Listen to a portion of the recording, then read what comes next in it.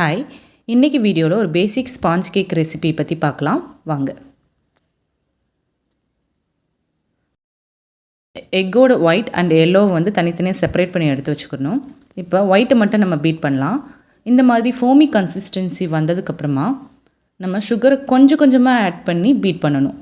மொத்தமாக ஆட் பண்ணக்கூடாது. மொத்தமாக ஆட் பண்ணிங்க அப்படின்னா வந்து அது தண்ணி மாதிரி போயிடும்.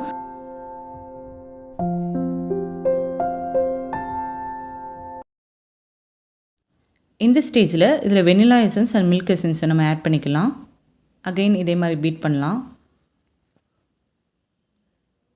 பீட் பண்ணிவிட்டு எக்கோட எல்லோவை 1 by 1 ஆட் பண்ணணும். மொத்தமாக ஆட் பண்ணாமல் 1 by 1 ஆட் பண்ணி அதை பீட் பண்ணிக்கோங்க.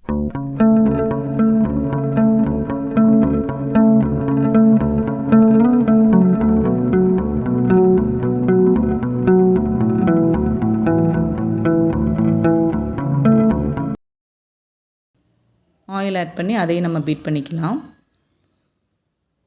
இப்போ இந்த ஸ்டேஜில் கொஞ்சம் கொஞ்சமாக நம்ம தண்ணி ஆட் பண்ணி பீட் பண்ணிக்கலாம்.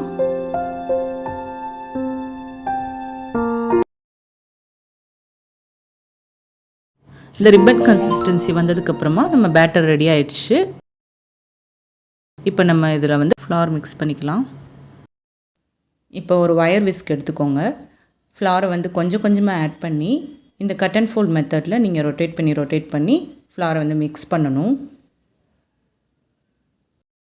இந்த ஸ்டேஜில் ஒரு ஸ்பேச்சுலா வச்சு நல்லா அதை மிக்ஸ் பண்ணி எடுத்துக்கோங்க. இப்போ நமக்கு பேட்டர் ரெடி ஆயிடுச்சு. இப்போ நம்ம டின்னில் இதை ஊற்றிக்கலாம். இப்போ அவன் வந்து ப்ரீ ஹீட் பண்ணிடுங்க. 180 டிகிரி செல்சியஸில் 10 மினிட்ஸ் வந்து ப்ரீ ஹீட் பண்ணியிருக்கணும். இப்போ இதே மாதிரி நல்லா டேப் பண்ணிவிட்டு உள்ளே நம்ம செட் பண்ணிடலாம்.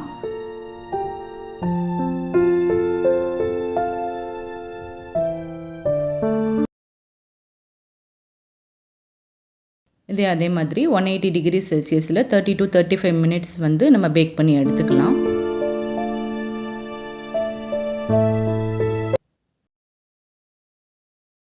நம்மளோட சூப்பரான ஸ்பாஞ்ச் கேக் ரெடி ஆயிடுச்சு. வாங்க எப்படி வந்திருக்குன்னு பார்க்கலாம்.